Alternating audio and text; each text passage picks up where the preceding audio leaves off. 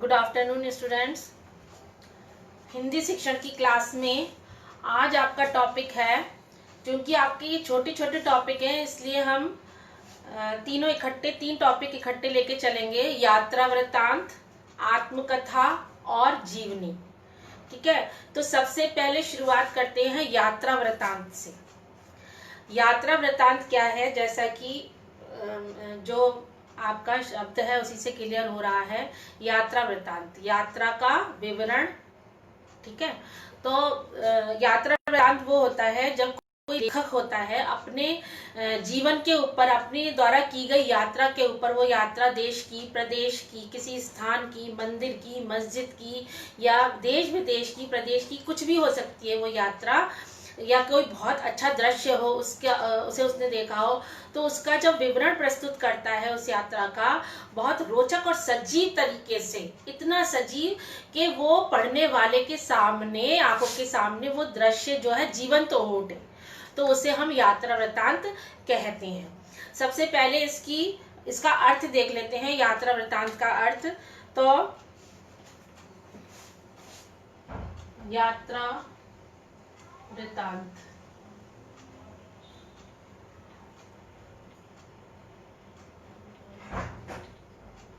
लेखक द्वारा की गई किसी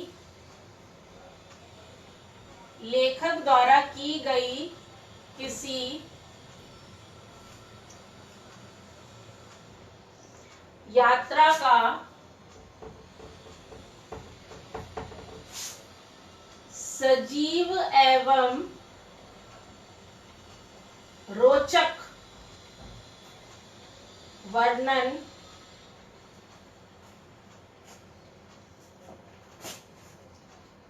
यात्रा वृत्तांत कहा जाता है। लेखक द्वारा की गई किसी यात्रा का सजीव एवं रोचक वर्णन यात्रा वृत्तांत कहलाता है या कहा जाता है। ठीक है, तो ये इसका अर्थ हो गया। अब इसकी देख लेते हैं विशेषताएं क्या क्या हैं। विशेषताओं पर चलते हैं। यात्रा वृत्तांत की विशेषताएं,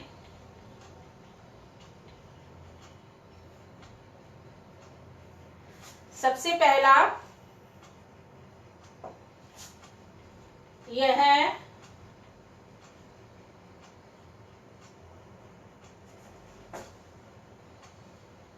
साहित्यिक विधा का आधुनिक रूप है।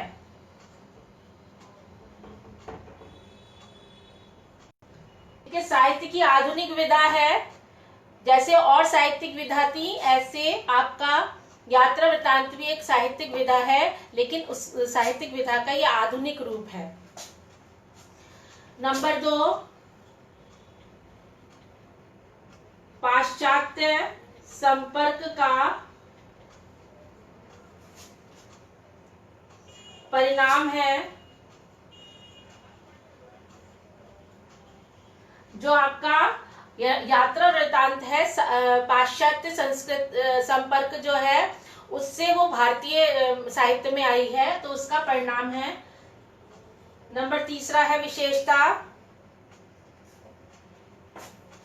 यात्रा में स्थान, दृश्य, देश, प्रदेश,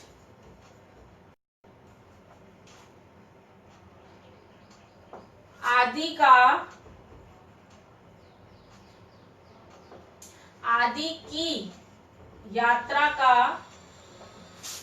वर्णन रहता है।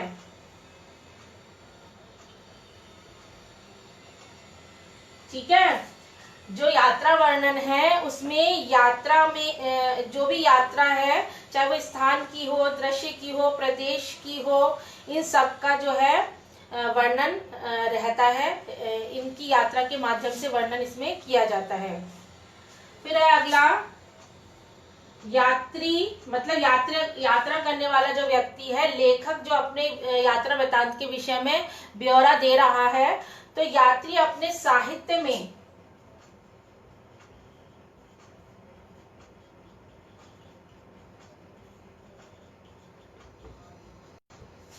यात्री अपने साहित्य में संवेदनशील होकर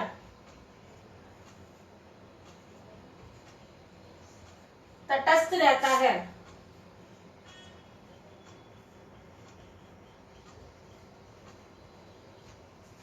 यात्री अपने साहित्य में संवेदनशील होकर भी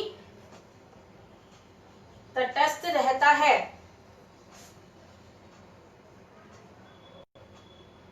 अगर वो तटस्थ नहीं रहेगा, यदि यात्री यात्रा का वर्णन करते समय तटस्थ नहीं रहेगा तो क्या होगा, उसमें मतलब केंद्र में वो यात्रा को रखता है और साइड में अपने आप को रखता है। अगर वो तटस्थ नहीं रहेगा तो बीच में केंद्र में अपने आप को रख देगा और मतलब साइड में यात्रा वर्णन को ले जाएगा। तो क्या हो जाएगा, ये यात्रा वर्णन की जगह क्या हो जाएगा, आत्मचरित्र वर्णन जो हो जाएगा, आत्मचित्रण हो जाएगा इसमें। तो इस तरीके से भले ही वो अपनी यात्रा के प्रति संवेदनशील है, क्योंकि उसने अपने आप करी है वो यात्रा, ठीक है, सारा ब्यौरा वो खुद ही दे रहा है, लेकिन फिर भी वो तटस्थ रहता है ताकि वो केंद्र में ना आने पाए। केंद्र में आ जाएगा तो वो यात्रा वृत्तांत ना होकर आत्मचित्र हो जाएगा।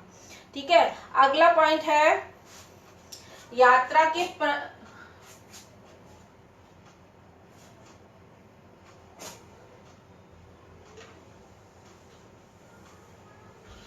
अगली विशेषता है इसकी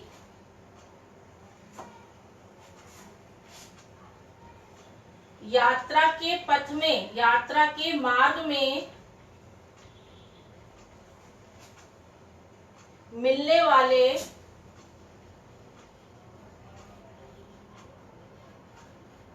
नर नारी,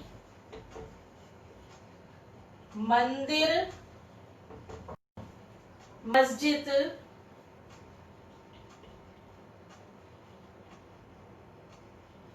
यात्रा के पथ में जितने भी मतलब नर नारी व्यक्ति उसे मिलते हैं, मंदिर मस्जिद वो देखता है, नदी पहाड़,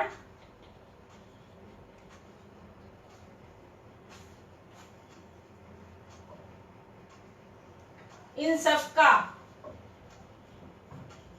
सजीव वर्णन करता है। ठीक है, यात्रा में मार्ग में मिलने वाले नर नारी, मंदिर, मस्जिद, नदी, पहाड़ आदि का सजीव वर्णन होता है, यात्रा में होता है, यात्रा वृत्तांत में। 6 है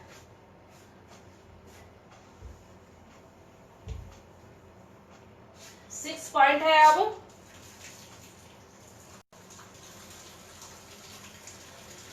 यात्री, ये यात्री लेखक ही है जो यात्रा वृत्तांत का विवरण दे रहा है। यात्री अपनी यात्रा को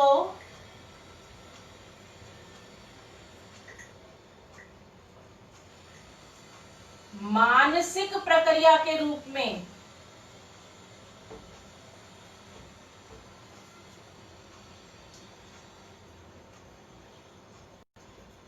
ग्रहण करता है। मतलब जो भी यात्रा करता है मानसिक प्रक्रिया के रूप में ग्रहण कर लेता है, सारी अपने दिमाग में बिठा लेता है और फिर आकर कागजों पर उकेर देता है उसे सबको। ठीक है, जीवंत कर देता है लिखकर। अगला है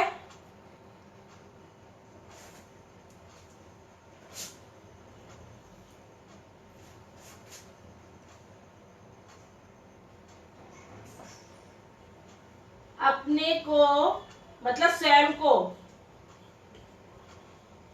केंद्र में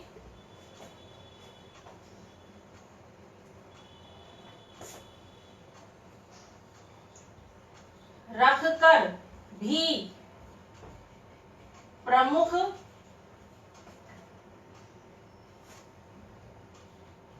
नहीं होने देता, बल्कि यात्रा के विषय में प्रमुखता, यात्रा के विषय में प्रमुखता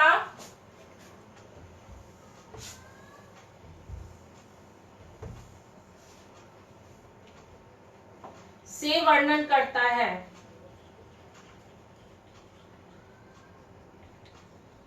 ठीक है, मतलब अपने आप को केंद्र में रखकर भी, लिखने वाला तो वो ही है, सारे साहित्य यात्रा वृतांत उसी के ऊपर टिका हुआ है, तब भी केंद्र में रखकर भी अपने को प्रमुख नहीं होने देता है। प्रमुखता से किसको केंद्र में रखता है? यात्रा वृतांत को, उसी का विवरण प्रस्तुत करता है। फिर आगे है आपका 8वां पॉइंट,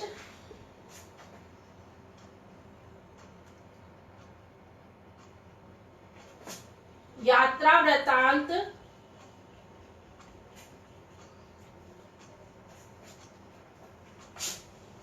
अधिकतर संस्मरण पर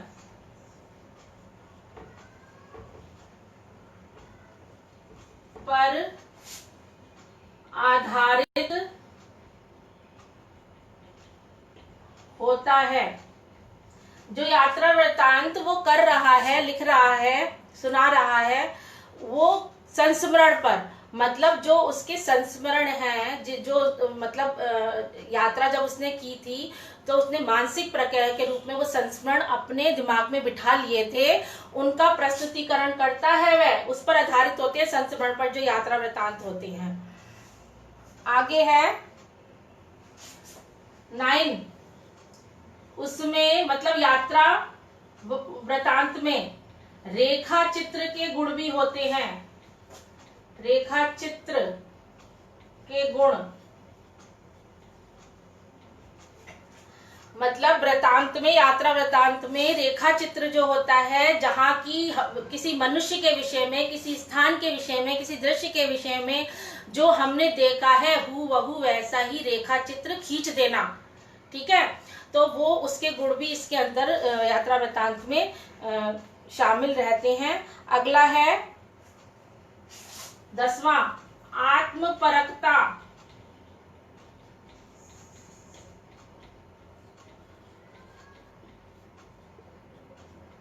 यात्रा वृतांत में आत्मपरकता के गुण भी विद्यमान रहते हैं। यात्रा वृतांत सुनाने या लिखने वाला जो लेखक है वो अपने आप को भी परख सकता है कि वो कितना अच्छा जो है यात्रा वृतांत का वर्णन करता है, तो वो स्वयं को भी परख सकता है। अगला है 11वां, यात्रा वृतांत में रोचकता, सरसता,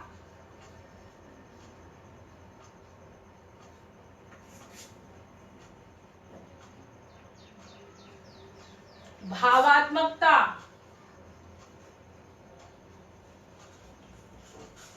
के गुण भी होते हैं। ठीक है, रोचकता मतलब यात्रा वर्णन कर रहा है तो रोचक होना चाहिए, तभी पाठक उसको अच्छे से पढ़कर इंटरेस्ट लेंगे उसमें। और सरसता है भाषा शैली की, तो समझ में अच्छी तरीके से आएगा। और भावात्मकता का गुण वो होता है जब वो जो लिखने वाला जो वो है वो अपने सारे भाव विचारों को मतलब निकाल के उसके अंदर डाल दे, और पढ़ने वाला भी भावात्मक हो उठे, उसे मतलब भाव विभोर हो उठे, तो वो भावात्मकता का गुण होता है। तो ये यात्रा वृतांत में मौजूद रहते हैं ये गुण। अब हम देख लेते हैं कि कौन कौन से यात्रा वृतांत हैं, किस किस प्रमुख लेखक के। ये तो आपकी विशेषताएं हो गई। अब इसमें देखते हैं यात्रा वृतांत के अंत में कि सबसे पहले राहुल संकृतायन हैं, उन्होंने हिमालय परिचय, हिमालय की यात्रा करी है उन्होंने। ठीक है, तो उसका परिचय ये सारे जो है 10th और 12th के ये यात्रा वृतांत हैं जो साहित्यकारों ने दिए हैं, 10th और 12th में आपने पढ़े होंगे। तो राहुल संकृतायन की हिमालय परिचय, काका कालेलकर की उस पार के पड़ोसी, अपने पड़ोसियों के उस पार के पड़ोसियों का विवरण दिया है उन्होंने। भगवत शरण उपाध्याय की कलकत्ता से पिकिंग की यात्रा का वर्णन करा है उन्होंने। फिर रामवृक्ष बेनीपुरी ने पैरों में पंख बांधकर, ये प्रमुख उनकी यात्रा वृतांत है। अमृत राय का सुबह के रंग और मोहन राकेश की आखिरी चट्टान, ये प्रमुख साहित्यकारों के यात्रा वृतांत है। अब आगे चलते हैं दूसरे शिक्षण पर, जो है आत्मकथा। यात्रा वृतांत आपका हो गया, अब दूसरा लेंगे आत्मकथा शिक्षण।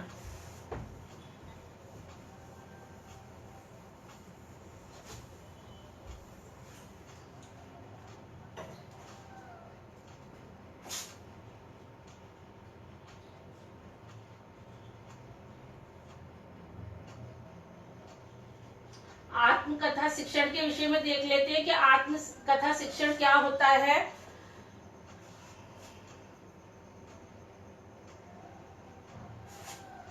देखिए आत्मकथा शिक्षण क्या है। आत्मकथा शिक्षण साहित्य की ही विधा है। अभी आप साहित्य की सारी विधाएं पढ़ रहे हैं, तो ये भी आत्मकथा भी साहित्य की एक विधा में से एक है।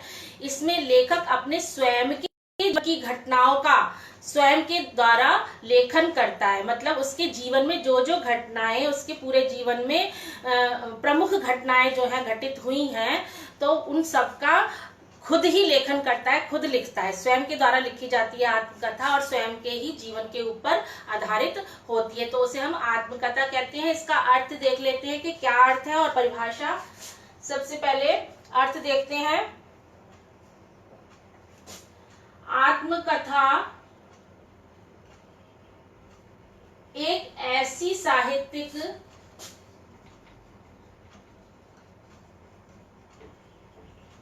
विधा है। आत्मकथा एक ऐसी साहित्यिक विधा है जिसमें लेखक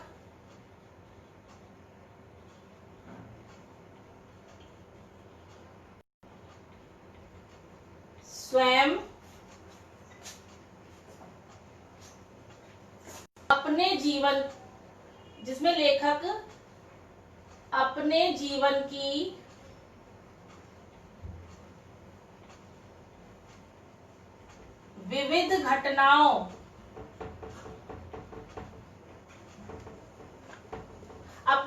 की विविध घटनाओं का वर्णन स्वयं करता है। ठीक है। आत्मकथा क्या है? आत्मकथा एक ऐसी साहित्यिक विधा है जिसमें लेखक अपने जीवन की विविध घटनाओं का वर्णन स्वयं करता है। अब इसका हम परिभाषा देख ले।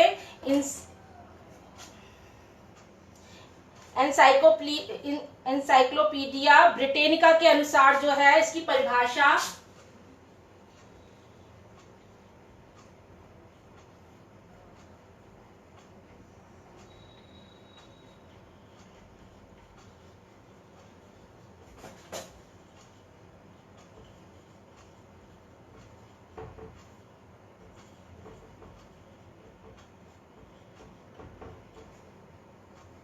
ठीक है।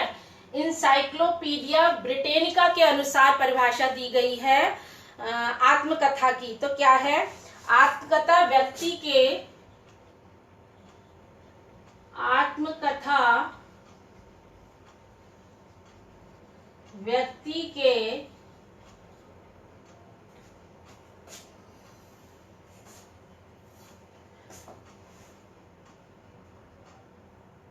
जिए हुए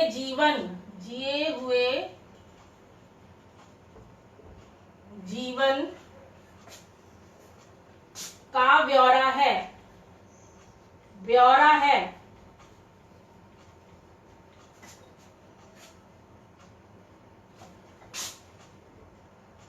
जो स्वयं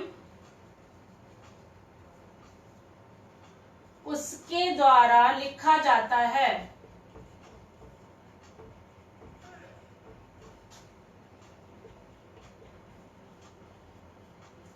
ठीक है। इन्वर्टेड कॉमा में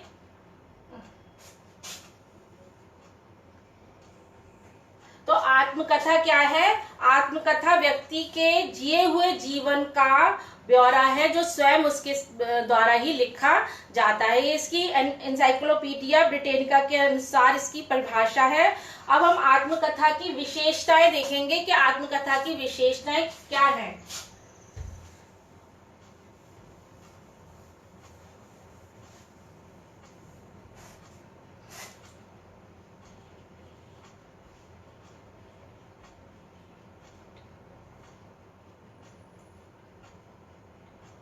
नंबर 1, आत्मविश्लेषण।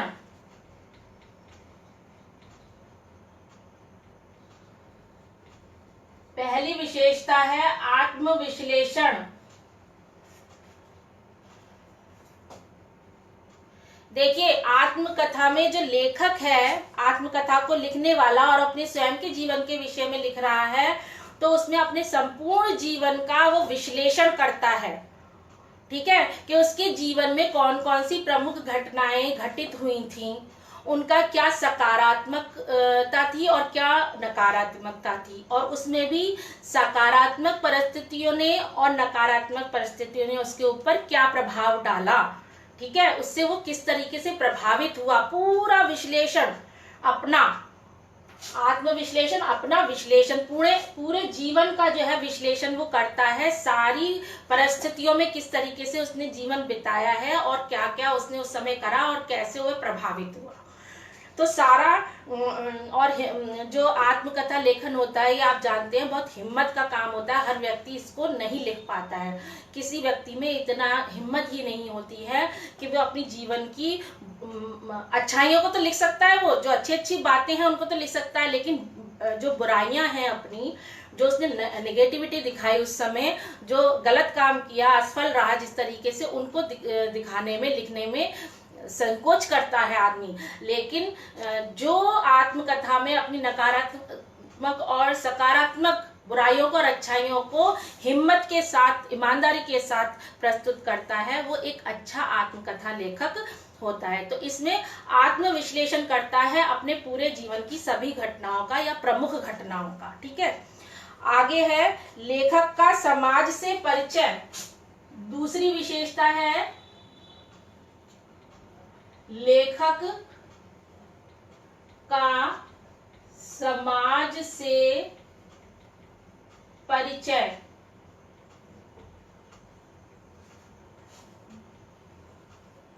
दूसरी विशेषता है,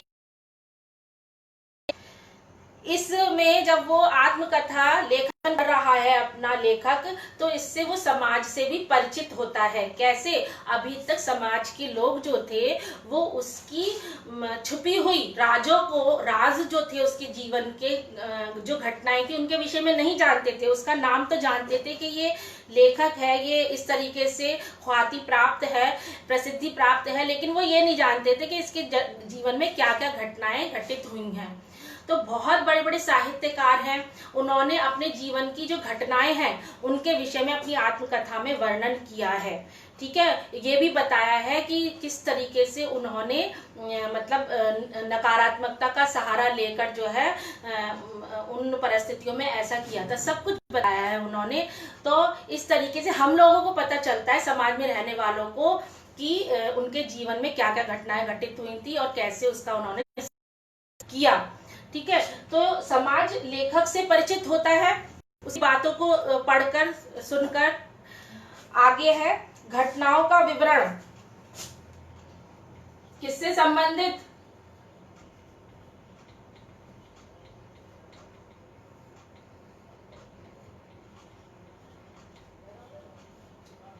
लेखक आत्मकथा में अपने जीवन की प्रमुख घटनाओं जो बताने वाली हैं, जो कहीं किसी हद तक जो है उसे भी प्रभावित कर गई थी, और वो भी मतलब ऐसी घटनाएं घटित हुई कि वो भी जो है ना अचंभित रह गया। तो ऐसी घटनाओं को बताना चाहता है समाज को, लोगों को, पाठकों को, तो वो उन सब प्रमुख घटनाओं का वर्णन आत्मकथा में करता है। ठीक है, अब है वास्तविक जीवन से परिचय।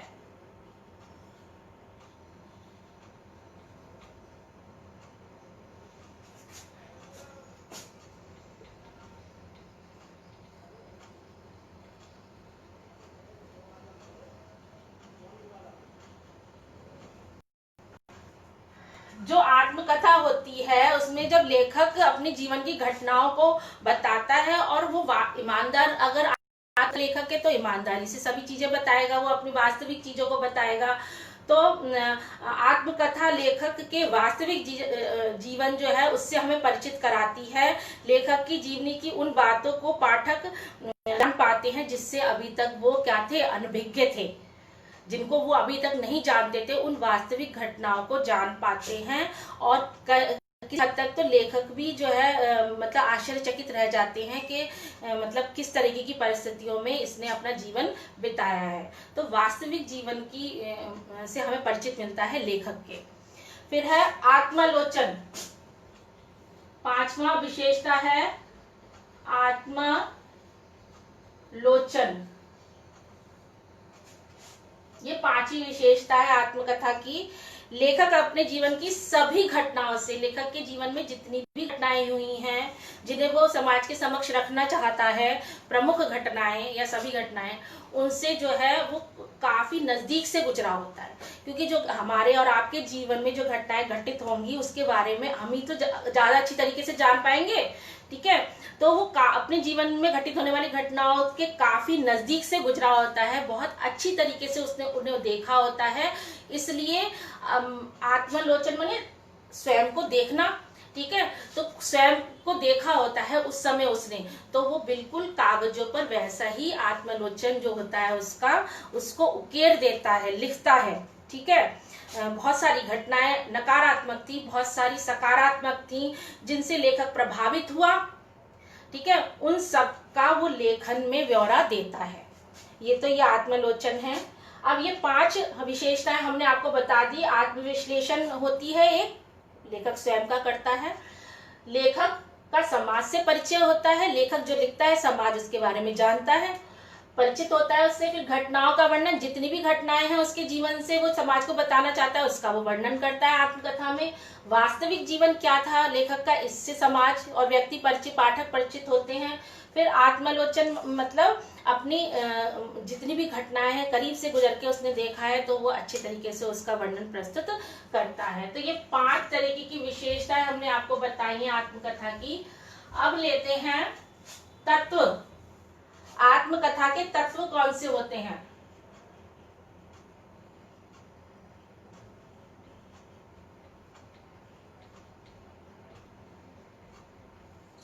आत्मकथा के प्रमुख तत्व, सबसे पहले वर्णित विषय,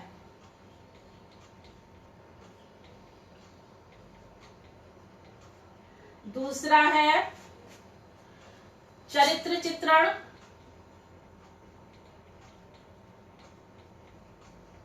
तीसरा है देश काल, चौथा है उद्देश्य, और 5वां तत्व और लास्ट तत्व है भाषा शैली।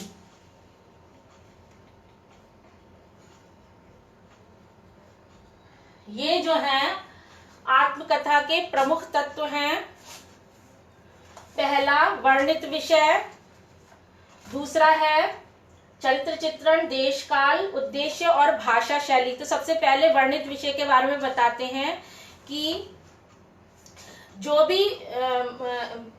आपका लेखक है, आत्मकथा लेखक है, जो भी मतलब विषय, जिस भी विषय का वर्णन वो कर रहा है लेखन कार्य में अपने, तो उसको पूरी जो है वर्णित विषय को पूरी ईमानदारी से और सत्यता के साथ पाठक के समक्ष रखना चाहिए।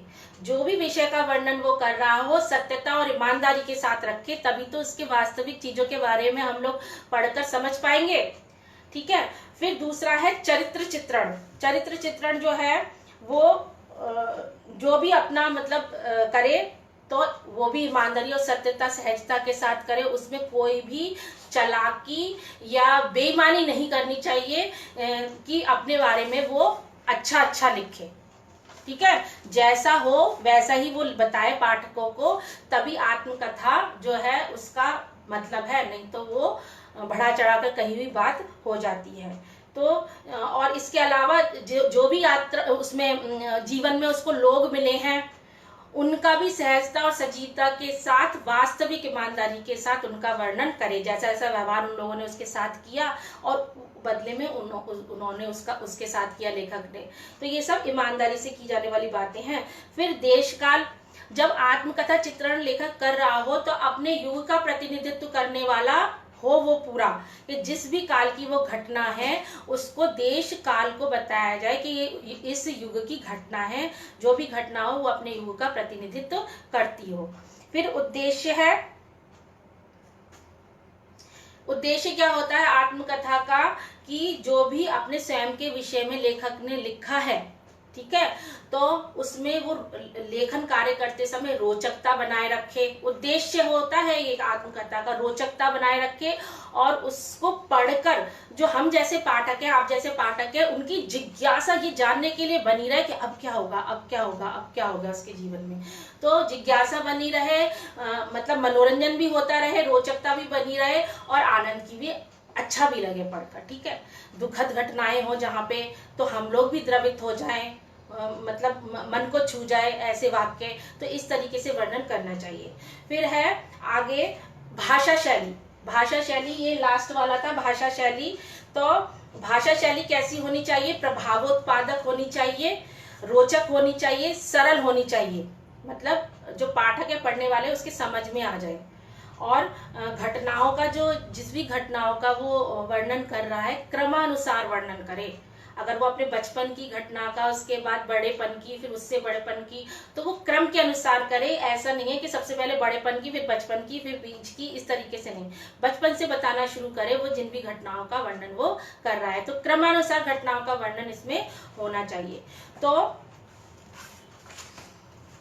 अब देख लेते हैं कि प्रमुख आत्मकथा लेखक कौन है, उनकी मतलब आत्मकथा कौन कौन सी है। राजेंद्र प्रसाद की आत्मकथा, इन्होंने आत्मकथा के नाम से ही अपने जीवन में लिखी है साहित्य। राहुल सांकृत्यायन की मेरी जीवन यात्रा, यशपाल की सिंहावलोकन, और हरिवंश राय बच्चन की क्या भूलूं क्या याद करूं। ठीक है, अपने जीवन पे उन्होंने लिखा हुआ था।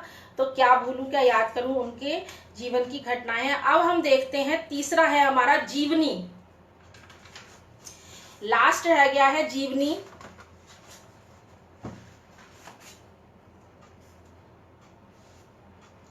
चलिए, जीवनी किसे कहते हैं? तो जीवनी किसी व्यक्ति की जीवन गाथा को जीवनी कहते हैं। तात्पर्य है कि जब किसी व्यक्ति के जीवन की जन्म से मृत्यु तक विभिन्न घटनाओं को क्रमवश प्रस्तुत किया जाता है, तो वो जीवनी कहलाता है। ठीक है।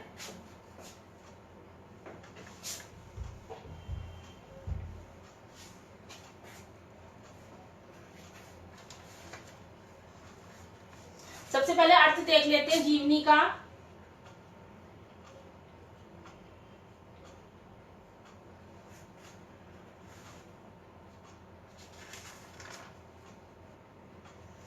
किसी व्यक्ति की जीवन गाथा को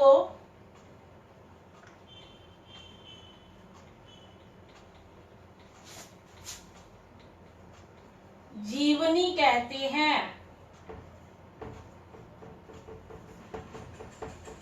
सबसे पहले है जीवन, किसी व्यक्ति की जीवन गाथा को जीवनी कहते हैं।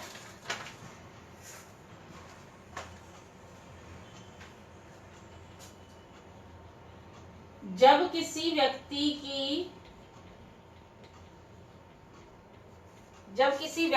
के जीवन की जन्म से मृत्यु तक की विभिन्न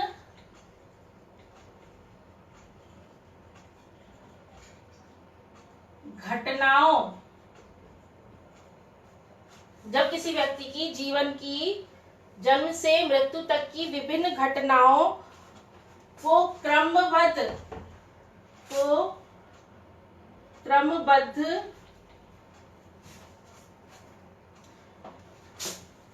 रूप में प्रस्तुत किया जाता है,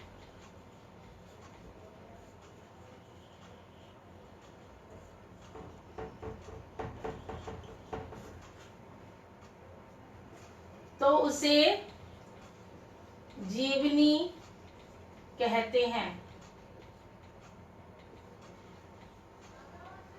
ठीक है। जब किसी व्यक्ति की, वैसे तो जीवन गाथा को ही जीवनी कहते हैं, लेकिन जब किसी व्यक्ति के जीवन की जन्म से मृत्यु तक की विभिन्न घटनाओं को क्रमबद्ध रूप में प्रस्तुत किया जाता है, तो हम उसे जीवनी कहते हैं।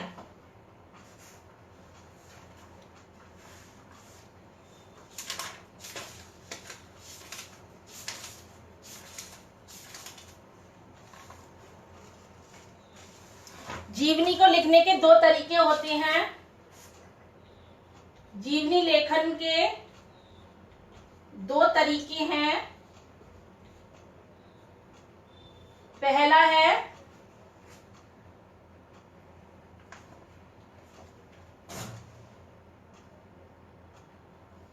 व्यक्ति स्वयं अपनी जीवनी लिखे,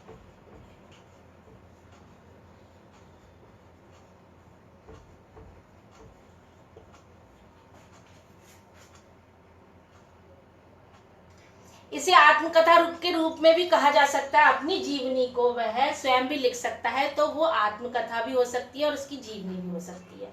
ठीक है। दूसरा, अन्य किसी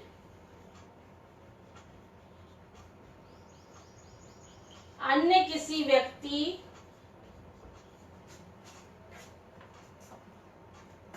द्वारा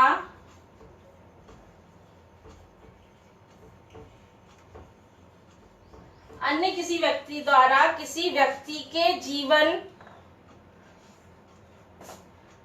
व्यक्ति द्वारा किसी व्यक्ति के जीवन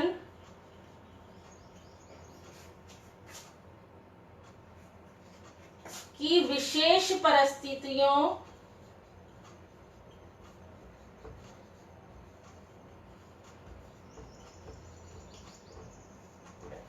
का वर्णन। तो जो जीवनी है वो दो तरीके से लिखी जा सकती है कि या तो व्यक्ति स्वयं अपनी जीवनी लिखे अपनी आत्मकथा के रूप में, ठीक है, या फिर किसी भी अन्य व्यक्ति के द्वारा कोई भी व्यक्ति हो उसका जीवन की विशेष परिस्थितियों का वो मतलब वर्णन करे। अब इसकी विशेषताएं देखते हैं कि जीवनी की विशेषताएं क्या होती हैं।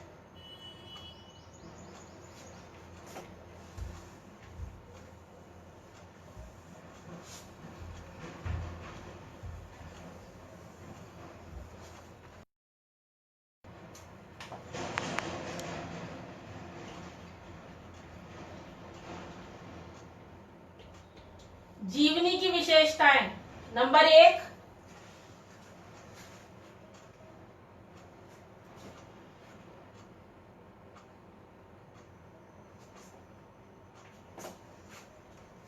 जीवनी में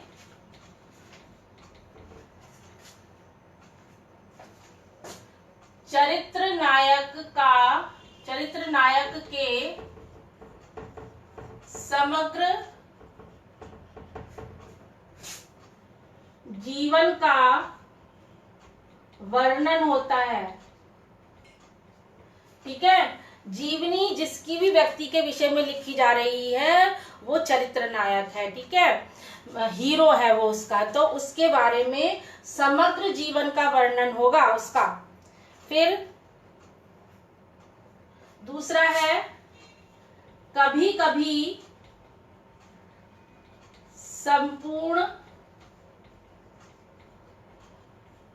कभी संपूर्ण जीवन की अपेक्षा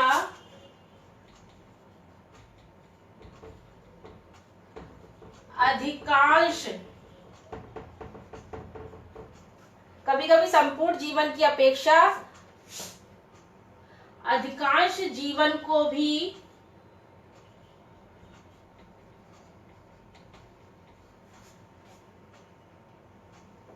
विषय बनाया जा सकता है। ये जरूरी नहीं है कि पूरा जीवन से लेके मतलब जन्म से लेके मृत्यु तक का जो है लिखा जाए। कभी कभी जो हमारा ज्यादातर अधिकांशतः जो जीवन है उसे भी ले सकते हैं, पूरा जीवन ना ले, प्रमुख जो जीवन की घटनाएं हैं अधिकांशतः, तो उसको लेकर भी हम इसका विषय बनाकर किसी के व्यक्ति के जीवन के ऊपर लिख सकते हैं जीवनी।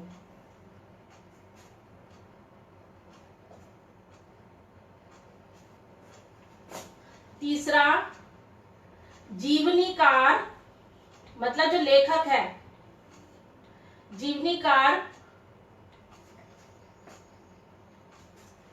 चरित्र नायक के जीवन का विश्लेषणात्मक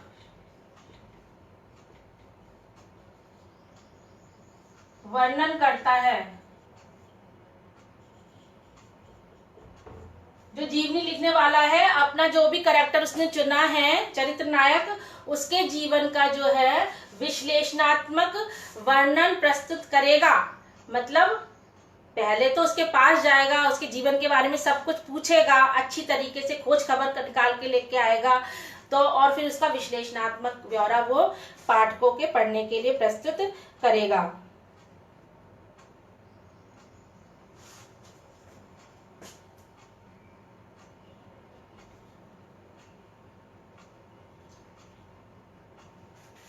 अगला है जीवनी लेखक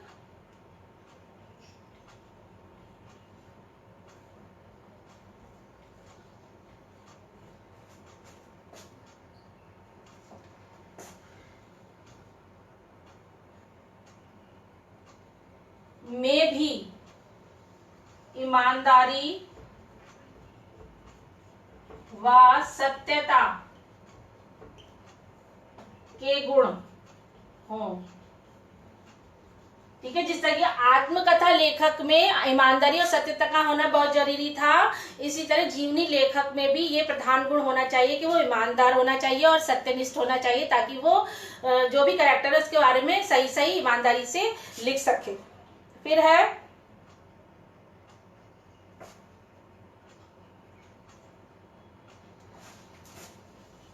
जीवनी में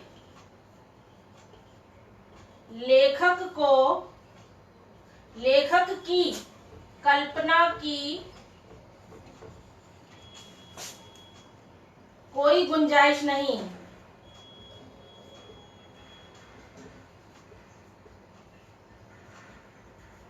ठीक है, जीवनी लिखते समय जो लेखक है वो अपनी कल्पना शक्ति के घोड़े नहीं दौड़ा सकता है, जो वास्तविकता है वही उकेरनी है उसे, तो कल्पना की कोई गुंजाइश नहीं है इसमें। आगे है आपका 6 पॉइंट,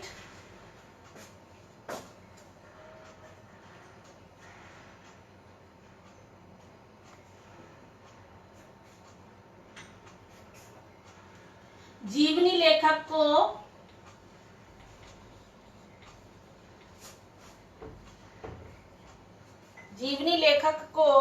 इतिहास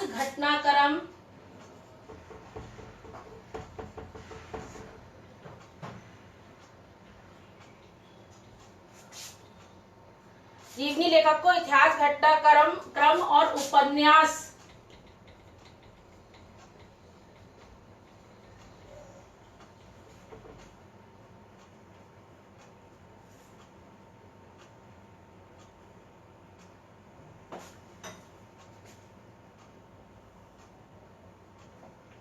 उपन्यास की रोचकता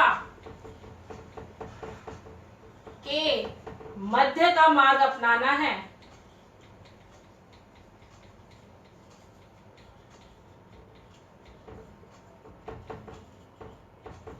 ठीक है, जो जीवनी लिखने वाला है उसे इतिहास का जो घटनाक्रम होता है और उपन्यास की जो रोचकता होती है, ऐतिहासिक घटनाओं का जो क्रमबद्ध होता है उसके, और उपन्यास की में रोचकता बहुत होती है, इन दोनों के मध्य का मार्ग अपना के जीवनी लेखन का कार्य करना चाहिए। तो ये जो है आपकी प्रमुख विशेषताएं हो गई। अब हम ये देख लेते हैं कि प्रमुख जीवनीकार कौन से हैं और उनकी रचनाएं कौन सी हैं। तो पहले हैं अमृत राय, कमल का सिपाही, जीवनी लिखी है उन्होंने। फिर डॉक्टर रामविलास शर्मा, निराला की साहित्य साधना, सूर्यकांत त्रिपाठी निराला जो है उनकी साहित्य साधना के ऊपर लिखी है उन्होंने उनकी जीवनी। फिर जयप्रकाश भारती ने लोकमान्य तिलक के ऊपर उनकी जीवनी लिखी है। विष्णु प्रभाकर ने आवारा मसीहा और राहुल सांकृत्यायन ने महात्मा बुद्ध की जीवनी लिखी है। तो इस तरीके से आज हमने आपको, क्योंकि छोटे छोटे टॉपिक थे, आत्मकथा, यात्रा वृत्तांत और जीवनी, इसको कंप्लीट करवाया है। अब अगले टर्न पर पत्र लेखन जो है वो आपका प्रारंभ करेंगे। ठीक है।